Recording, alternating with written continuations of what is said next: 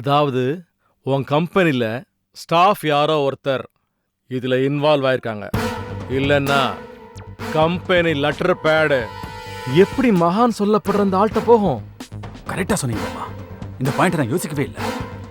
உனக்கு மூளை மழுங்கி போய் ரொம்ப நாளாச்சுடா. இப்பெல்லாம் நான் அறிவை ஸ்பூன்ல எடுத்து உனக்கு ஊட்ட வேண்டியதா இருக்கு. அந்த துரோகி யாருன்னு கூடிய சீக்கிரம் கண்டுபிடிக்கிறேன். அப்புறம் இத்தனை வருஷம் கழிச்சு நீ ஈஸ்வரியை பார்த்தது அதிர்ச்சி தான்.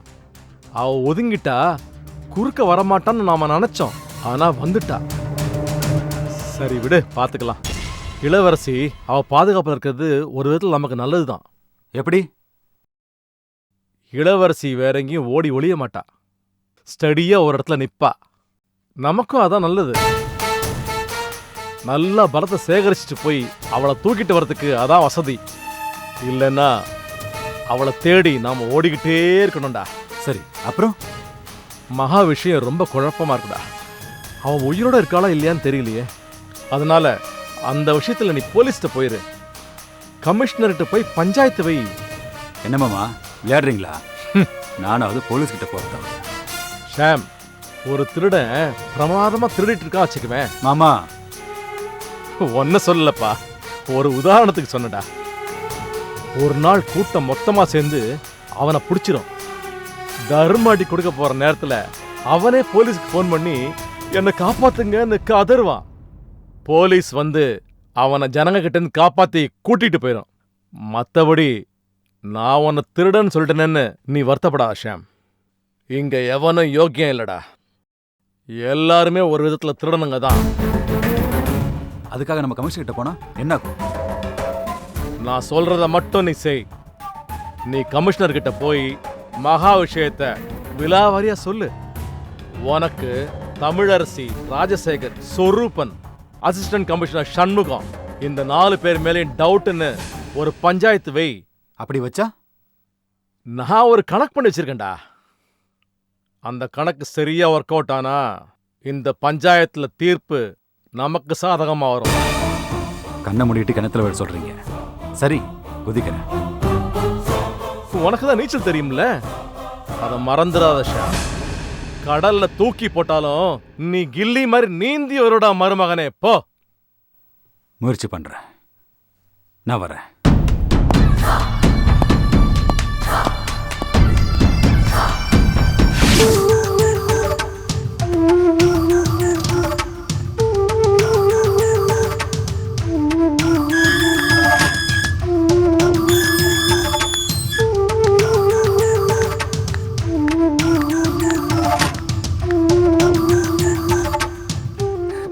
எப்படி இருக்கீங்க மேடம்?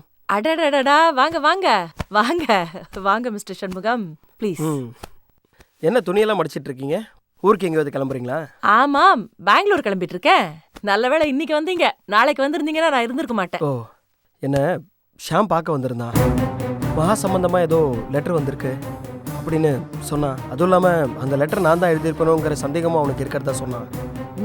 யாருக்கு தான் சந்தேகம் வராது? அது சம்மந்தமாக என்கிட்ட ஹெல்ப் கேட்டிருந்தான். ஒருவேளை நான் ஹெல்ப் பண்ணல அப்படின்னா இந்த விஷயத்த கமிஷனர் வரைக்கும் கொண்டு போவோன்னு என்னையும் மிரட்டுறான். ஆஹா, உங்களை யாராவது மிரட்ட முடியுமா அசிஸ்டன்ட் கமிஷனர்? என்ன பண்ணுறது மேடம், எனக்கும் மேலதிகாரிங்க இருக்காங்க. அவங்களுக்கு நான் பயந்து தானே ஆகணும். யா, யூர் ரைட். ஆனால் மேலதிகாரிகளுக்கு பயப்படுறீங்களோ இல்லையோ, மனசாட்சிக்கு பயந்தா போதும். ஆனால் அந்த மனசாட்சியை மீறி நான் ஒரு காரியம் பண்ணிட்டேன்.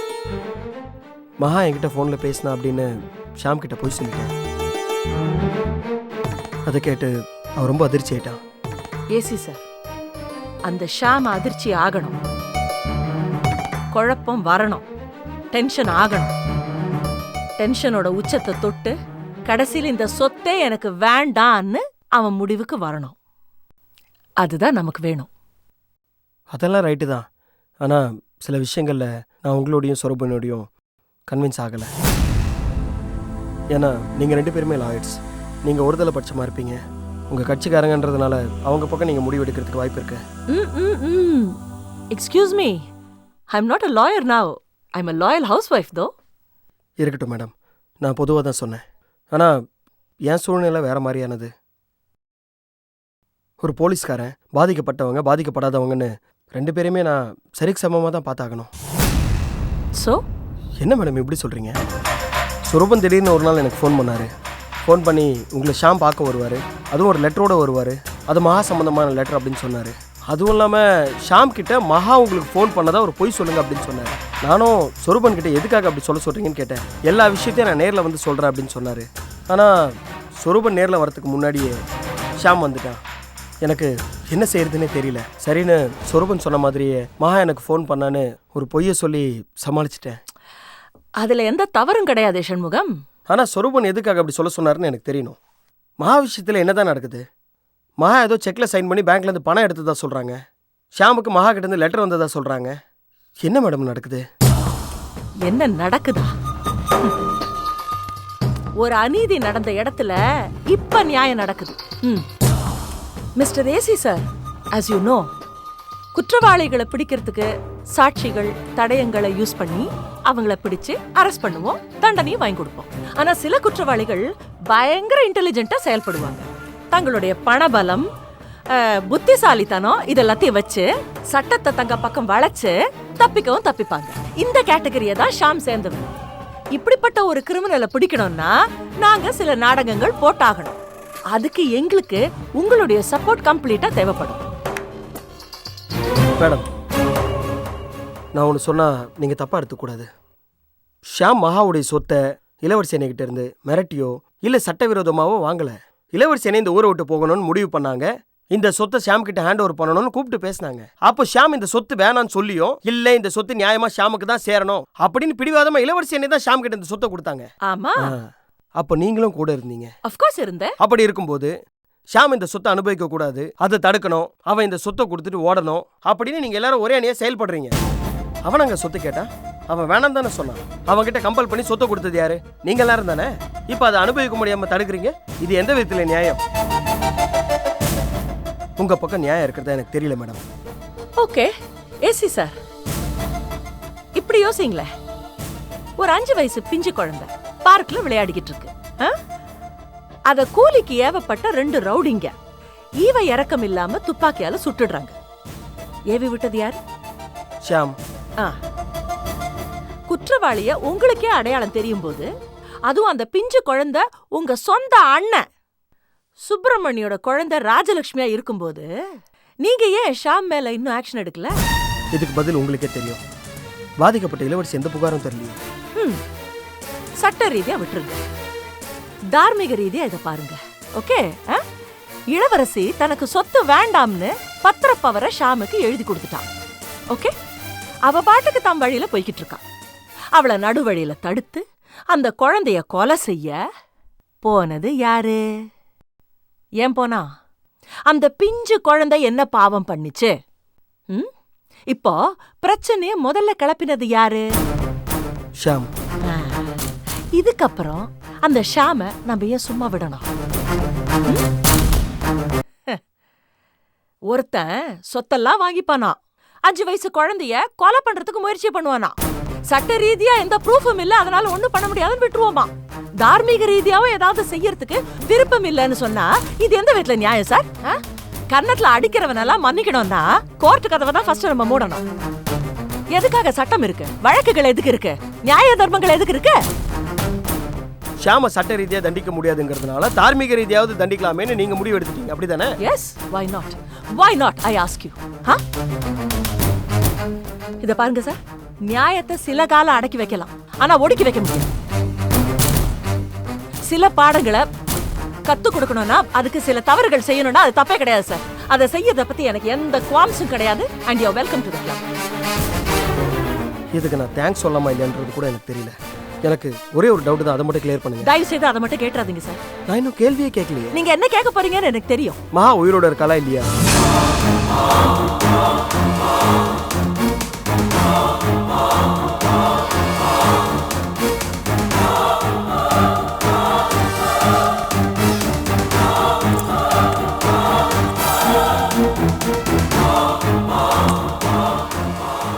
என்ன கேட்டீங்க? பதில் சொல்லுங்க மேடம். ஏசி சார், எனக்கு என்ன தகவல் தெரியுமோ அதை நான் சொல்லிடுறேன்.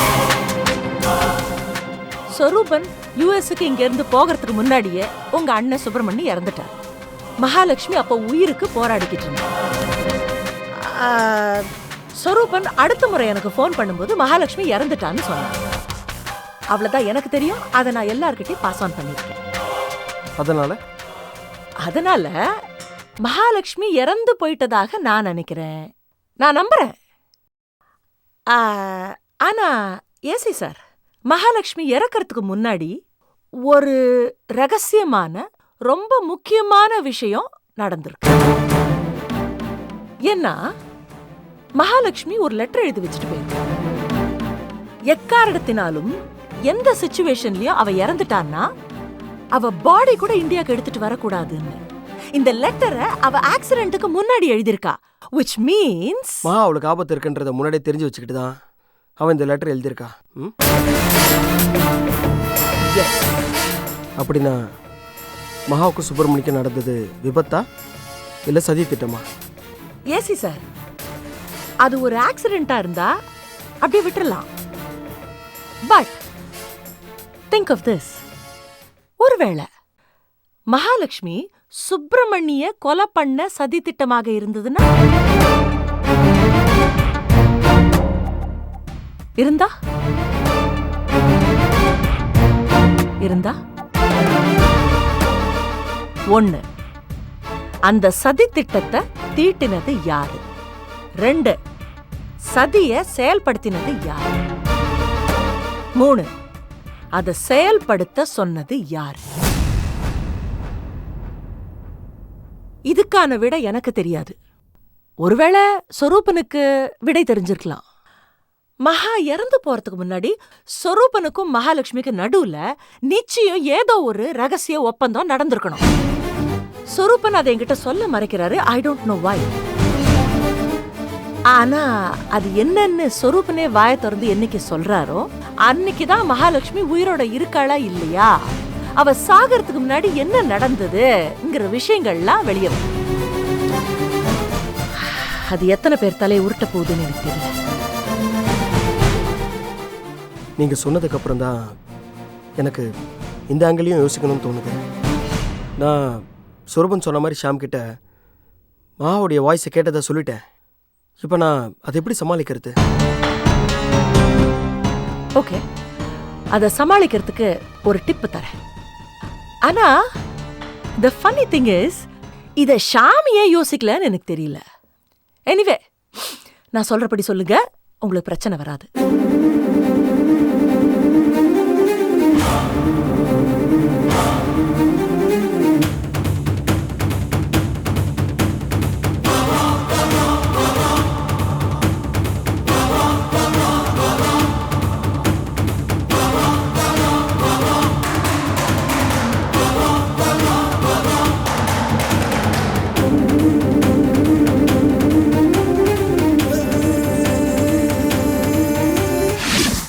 டேய், ஏன்டா எப்ப பார்த்தாலும் டென்ஷனாவே இருக்க? அம்மா, என்னை சுத்தி என்ன நடக்குதுன்னே தெரியலம்மா. என் அக்கௌண்ட்ல 45 லட்ச ரூபா பணம் இருந்துச்சு. அதை நம்பி ஒரு ஏஜென்ட்டுக்கு 20 லட்ச ரூபா செக் கொடுத்தேன். செக் பவுன்ஸ் ஆயிடுச்சு. பேங்க்ல போய் விசாரிச்சா மகா வந்து மொத்த பணத்தையும் வித்ட்ரால் பண்ணிட்டு போனதா விமலா சொல்றாமா. இந்த பிரச்சனையெல்லாம் அதுவா தீந்துருப்பா. முதல்ல நீ ஈஸ்வரிக்கு செஞ்ச துரோகத்தை நினைச்சு பாரு. பணத்துக்காக அந்த அப்பாவி பொண்ணை பழி வாங்கின. என் தம்பி பல்தேவ் பேச்ச கேட்டு ஈஸ்வரிய வீட்டை விட்டு விரட்டி அடிச்ச. ஆனா அந்த கடவுள் நிம்மதி, சந்தோஷம், பணம், பதவி எல்லாம் யாருக்கு கொடுத்தாரு? உனக்கும் எனக்கும் இல்லையேப்பா. அந்த ஈஸ்வரிக்கு தானே கடவுள் கொடுத்திருக்கிறாரு. அப்போ கடவுள் அவ பக்கம் தானே இருக்காரு. நான் போய் இளவரசிய பாக்குறேன், ஈஸ்வரிய பாக்குறேன், விமலாவையும் பாக்குறேன். நான் அவங்க எல்லார்கிட்டையும் பேசுறேன். நான் எல்லா ஏற்பாடும் பண்றேன். ஆனா நீ எனக்கு ஒரு சத்தியம் பண்ணி தரணும்.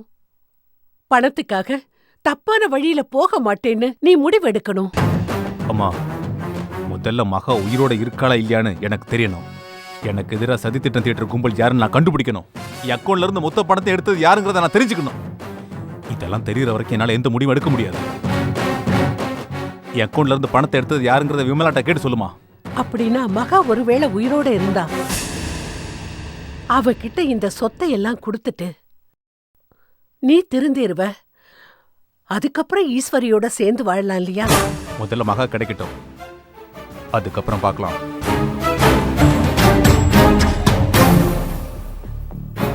இளவரசி, என்ன பலமா யோசிச்சுட்டு இருக்க? ஒரு முக்கியமான விஷயத்தை பத்தி யோசிச்சுட்டு இருக்கேன். அதை தான் என்னன்னு கேக்குறேன். நம்ம ஏன் இப்போ ஷாம நேர்ல போய் பார்க்க கூடாது? ஷாமையா? என்னடி சூப்பரா சொன்னப்போ. அதுக்கு பதிலா துப்பாக்கி எடுத்து நீயும் நானும் மாறி மாறி சுட்டுக்கிட்டு செத்து போலாம். அபி, ஏய், அங்க போனா அவனும் அதை தாண்டி செய்ய போறான். அபி, நான் சீரியஸா பேசிட்டு இருக்கேன்.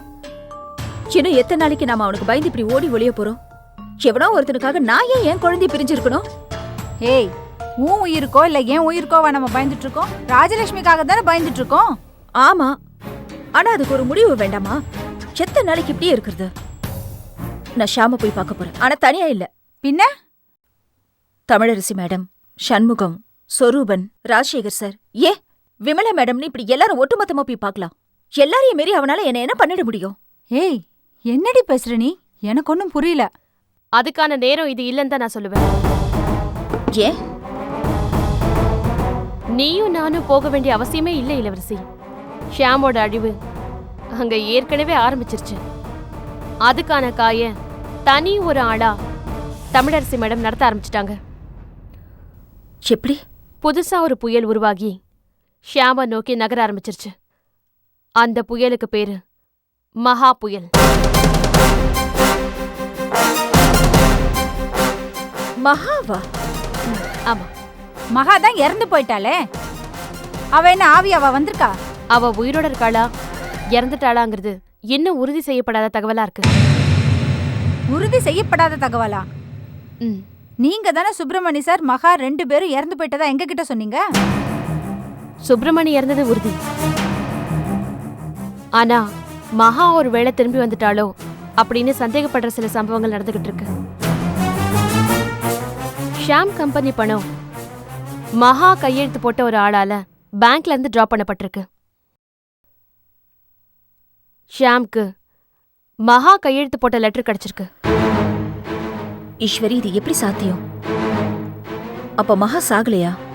உயிரோட தான் இருக்காளா? தெரியல, கச்சிதமா எதுவும் தெரிய வரல. நான் இன்னும் விசாரிச்சுக்கிட்டு இருக்கேன். ஷாம் இன்னும் கோபத்திலையும் குழப்பத்திலையும் இருக்கான். இந்த நேரத்துல நீ எங்க போனா அந்த கோபம் உண்மையில திரும்பலாம். ஒன்ன பனையை கைதியா பிடிச்சு வச்சுக்கிட்டு மத்தவங்கள அவன் மிரட்டுறதுக்கான வாய்ப்பு இருக்கு. சரி, மகா சாகல, திரும்பி வந்துட்டான்னு வச்சுக்கலாம். அவ எதுக்கு மறைஞ்சிருந்து ஷாம தாக்கணும்? அதெல்லாம் அவளோட சொத்து தானே. எப்ப வேணாலும் பவரை கேன்சல் பண்ணிட்டு அவ சொத்தை அவ திருப்பி மீட்டுக்கலாம்ல.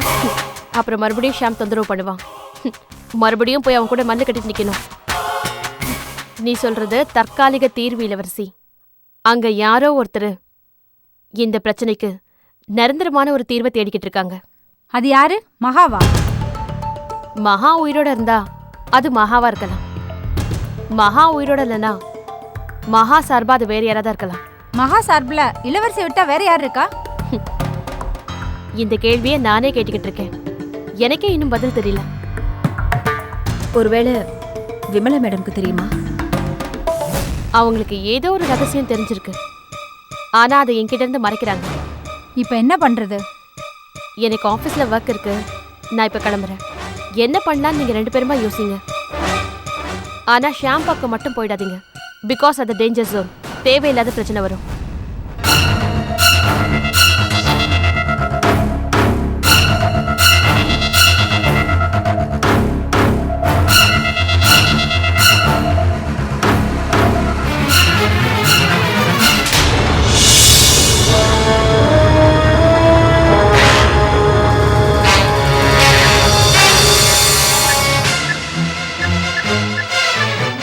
இளவரசி, நீ யாருக்கு ஃபோன் பண்ற?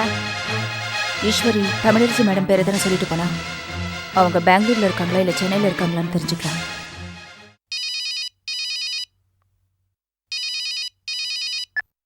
ஹலோ, தமிழரசி பேசுறேன். யார் பேசுறது? நான் இளவரசி பேசுறேன் மேடம். ஏய், எப்படி இருக்க? நான் இருக்கிறது இருக்கட்டும். நீங்க இங்க இருக்கீங்களா இல்ல பெங்களூர்ல இருக்கீங்களா? இங்கே இருப்பேன், பெங்களூர்ல இருப்பேன். ஏம்மா? நான் கேட்ட கேள்விக்கு உண்மையா இல்லையான்னு பதில் சொல்லுங்க. கேள்வியே கேட்கல. உண்மையா இல்லையான்னு கேட்டா நான் என்னம்மா பதில் சொல்வேன்? அதான் மேடம், மகா உயிரோட இருக்காளா இல்ல இறந்துட்டாளா? எனக்கு உடனே பதில் வேணும். மகா உயிரோட இருக்காளா? நீ எங்கடி ஒழிஞ்சுக்கிட்டு இருக்க? முதல்ல வா, வெளிய வா, என்கிட்ட வா. சரி மேடம், நான் வரேன். ஆனா நான் கேட்ட கேள்விக்கு மட்டும் பதில் சொல்லுங்க. மகா உயிரோட இருக்காளா இல்லையா? மகாலட்சுமி உயிரோட இல்ல. ஓகே? அப்ப மகா பேர்ல உலாவுறது யாரு? யார் மேடம் அவ? அவளுக்கும் மகாக்கு என்ன சம்பந்தம்? யாரோ ஒருத்தங்க மகா பேர்ல கையெழுத்து போட்டு கொடுத்துருக்காங்களாமே, அது யாரு? இந்த பார்மா இளவரசி, எனக்கு முழு விவரம் தெரியாது. உனக்கு அந்த அரகுற விவரம் தெரியும்னா நீ நேர வா. நான் இப்ப போனை வச்சிடுறேன். Hello madam. என்ன இளவரசி, என்ன சொல்றாங்க? நம்மள சுத்தி ஏதோ பெரிய ஆபத்து உருவாயிட்டு இருக்காபி. அதை நம்ம சந்திக்க வேண்டிய நேரம் வந்துருச்சு. அது எதுவா இருந்தாலும் அதை எதிர்த்து போராடியே ஆகணும்.